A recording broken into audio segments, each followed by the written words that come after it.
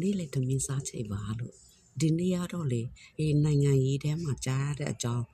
တို့မြန်မာနိုင်ငံနဲ့ပတ်သက်တဲ့အကြောင်းမြန်မာနိုင်ငံရဲ့နိုင်ငံရေးအကြောင်းနဲ့ပတ်သက်ပြီးတော့ပြောရအောင်နော်အခုမြန်မာနိုင်ငံကလေစင်းရဲချင်းကိုရောက်သွားတဲ့အချိန်စင်းရဲချင်းကိုရောက်သွားတဲ့အချိန်ဆိုတော့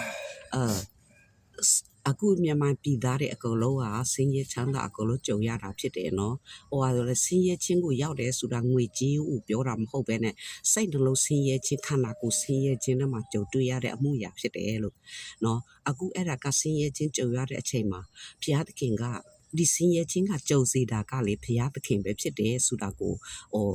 တိမှတ်ဖို့လိုတယ်အဲ့လိုတိမှတ်တဲ့အခါကျရင်လန်ခီဟာလည်းကိုတော်ပဲပြင်ဆင်ပေးလိမ့်မယ်လို့နော်ဆင်းရဲခြင်းကြုံတဲ့အခါကျလို့ရှိရင်ဆင်းရဲခြင်းကြုံစေတာဘုရားဖြစ်တယ်ဆိုလို့ရှိရင်ဒီဆင်းရဲခြင်းကိုဘယ်လိုကြော်ဖြတ်ရမလဲဆိုတာကိုလည်းဘုရားကပဲပြင်ဆင်ပေးမှာဖြစ်တယ်ဆိုလိုချင်တာကအဖြေလည်းဘုရားရှိမှရှိတယ်လို့နော်ကိုယ့်ရဲ့ဆင်းရဲခြင်းဟာအဖြေကဘုရားသခင်ရှိမှရှိတယ်ဆင်းရဲခြင်းကြုံတွေ့ခြင်းဟာ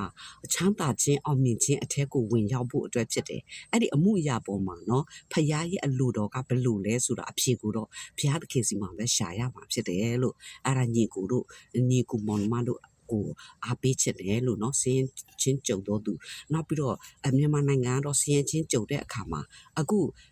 ပြောချင်တာကလေစင်းချင်းကြုံတဲ့အခါချမ်းသာခြင်းရဖို့အဲ့ဒါကြောင့်မြန်မာနိုင်ငံစင်းချင်းကြုံလို့စင်မြန်မာနိုင်ငံချမ်းသာခြင်းအထက်ကိုဝင်စားဖို့အတွက်ပဲဖျားသခင်ပြုတယ်လို့ခံစားချက်တစ်ခုကိုပြောပြမယ်เนาะ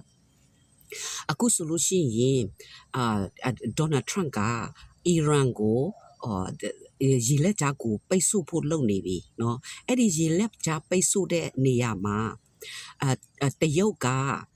အီရန်ကိုစစ်လက်နဲ့ပို့ဆောင်တယ်ဒီဟိုစားအစ္စရေးနဲ့တိုက်တဲ့နေရာမှာလေအဲ့ဒါကြောင့်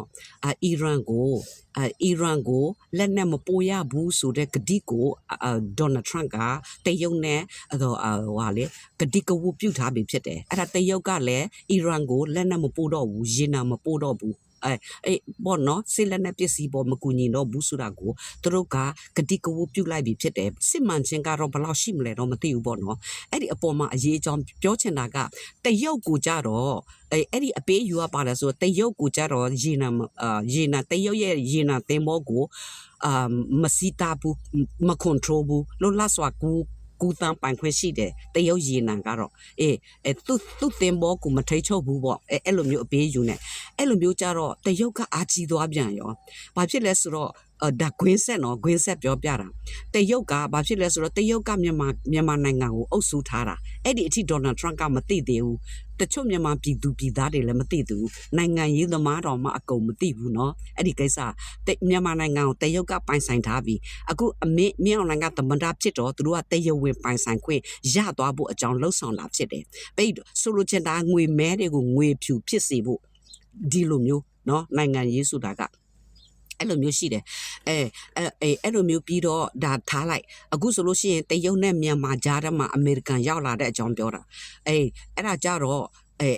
ပြီးတော့အခုကြားဖြန့်စီကိုလည်းရောက်လာတယ်။နောက်ကြလို့ရှိရင်ကြားဖြန့်ရဲ့ခေါင်းဆောင်ကမြန်မာနိုင်ငံဖြစ်တယ်။မြန်မာနိုင်ငံဒုတိယခေါင်းဆောင်ပထမခေါင်းဆောင်ကတရုတ်ဖြစ်တယ်ဆိုတာကိုနောက်ကြဒေါ်နယ်ထရန့်ကပြန်သိလာပြီးဆိုလို့ရှိရင်တော့တရုတ်ရဲ့အမေရိကန်ရဲ့ရန်သူဟာတရုတ်ဖြစ်သွားမယ်။နောက်ဆုံးကြရင်တော့ဒီကြားဖြန့်နဲ့ပတ်သက်ပြီးတော့အခုက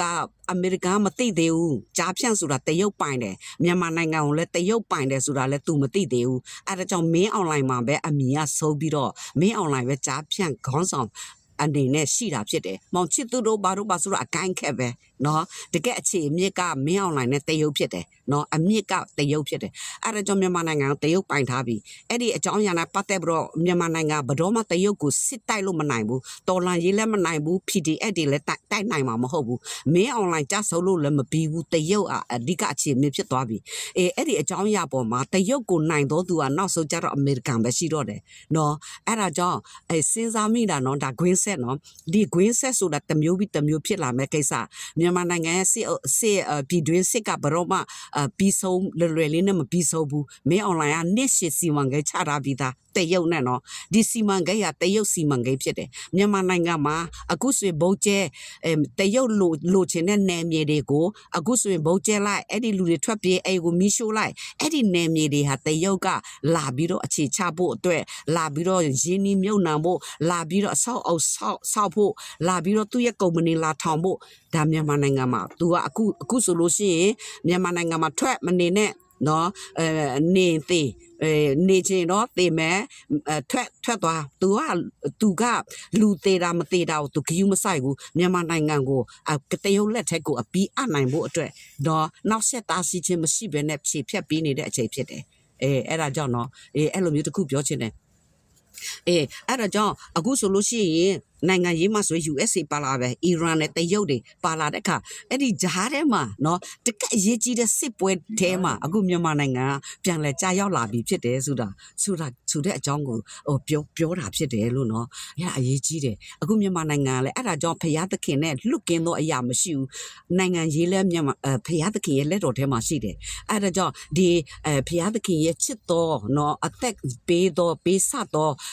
အောင်ဆန်းစုကြည်ရဲ့ဆုတောင်းခြင်းအဖြစ်ကျွန်တော်တို့ရဲ့ဆုတောင်းခြင်းအဖြစ်မြန်မာနိုင်ငံဘုရားသခင်ရဲ့အမေရိကန်နိုင်ငံရဲ့အုတ်ထိန်မှုကွယ်ကာမှုအောက်မှာရောက်ရှိဖို့အကြောင်းဖြစ်လာတယ်လို့နော်တကယ်တော့အဆုံးနင့်ကုန်းစကားကတော့မြန်မာနိုင်ငံတဖြည်းဖြည်းနဲ့အမေရိကန်ကပြန်လဲကဲတင်နိုင်ဖို့နော်ဒီစစ်အုပ်ချုပ်ရေးလက်ထက်ကနေဒီကြားဖြန့်လက်ထက်ကနေနော်ဒီဓမြပြီးတော့ပြန်ပေးဆွဲနော်နိုင်ငံခေါင်းဆောင်ပြန်ပေးဆွဲထားပြီးတော့လက်နဲ့ဓမြတိုက်အာနာလူယူထားတဲ့နော်မင်းအွန်လိုင်းကိုအမှန်သူ့ရဲ့အဖြစ်အပျက်မှန်ကိုသိလာဖို့အတွက်နီးစပ်လာပြီဖြစ်တယ်လို့အမေရိကန်နိုင်ငံသိပြီးဆိုရင်တော့အချုပ်အခြာကတော့မင်းအွန်လိုင်းနဲ့တရုတ်ဖြစ်နေတယ်နော်နောက်ဆုံးကျတော့အမေရိကန်ရဲ့ရန်သူဟာတရုတ်ဖြစ်တဲ့အတွက်ကြောင့်ငါတို့နိုင်ငံကိုတရုတ်ကလာပြီးတော့အုပ်စိုးဖို့အတွက်အဟန့်အတားဖြစ်ပြီးတော့မြန်မာနိုင်ငံအတွက်အမေရိကန်နိုင်ငံဟာအကွက်အကပေးတော့ဖျားသခင်အတွက်အကွက်အကရောက်ရှိဖို့အတွက်ဖျားပြင်ဆင်ပေးတော့အရာဖြစ်တယ်လို့နိုင်ငံရေးအပေါ်မှာအဲ့လိုသုံးသပ်ချက်ရှိတယ်လို့နော်အဲ့တော့ဝမ်းမြောက်ခြင်းလာပြောပြမယ်ငါတို့စင်ရင်သားတွေအခုဒုက္ခဆင်းရဲကြုံနေတဲ့အခါကျတော့ဖျားသခင်နဲ့ပဲသွားလာပြီးတော့ဆင်းရဲခြင်းကြုံတော့အခါမှာအောင်မြင်ခြင်းဟာဘယ်ကဲ့သို့ဖြစ်တယ်ဆိုတာကိုဖော်ပြမဲ့ဝိညာဉ်တော်ရဲ့သဘောကိုလိုက်ပါလို့နော်နာခံခြင်းနော်နှိတ်ချခြင်းရောက်ရဲခြင်းတီးခံခြင်းစောက်ဆိုင်ခြင်းနဲ့အသက်တာကိုဆက်လက်ရှင်းစေပါလို့နော်ဒီစစ်အုပ်ချုပ်ရေးကာလကဘယ်နှစ်ကြာမှမသိဘူးနော်အမေရိကန်နိုင်ငံကမြန်မာနိုင်ငံကိုလာရောက်မသိမ်းမပိုက်မချင်းမြန်မာနိုင်ငံတရုတ်လက်ကမလွတ်နိုင်ဘူးနော်ကြုံမယ်ကြုံဘောကလွတ်ချင်ရင်အမေရိကန်နိုင်ငံကိုပဲအားကိုးစရာရှိတယ်တရုတ်လက်ကလွတ်ချင်ရင်အမေရိကကိုပဲအားကိုးစရာရှိတယ်နော်မြန်မာနိုင်ငံကကြုံဘောကနေလွတ်မြောက်ဖို့အတွက်နော်အဲ့လိုရှိတယ်လို့အမြင်တွေကျဲကြပါစေနှလုံးသားတွေကျဲပြန့်ကြပါစေနိုင်ငံရေးမှာနော်ကိုမြင်တွေ့ရတဲ့အရာမဟုတ်မမြင်ရသေးတဲ့အရာတွေနော်ပြင်ဆင်ချက်တွေအပေါ်မှာဘုရားသခင်ကိုယုံကြည်ခြင်းနဲ့ဆုတောင်းခြင်းနဲ့ဒီစည်းရဲခြင်းကိုကြော်ဖြတ်နိုင်ပါစေလို့နော်โอเคယေရှုကိုယ်ရဲ့နာမ၌ကျွန်တော်တို့အတူတကွဝမ်းမြောက်လျက်ကိုတော်ရဲ့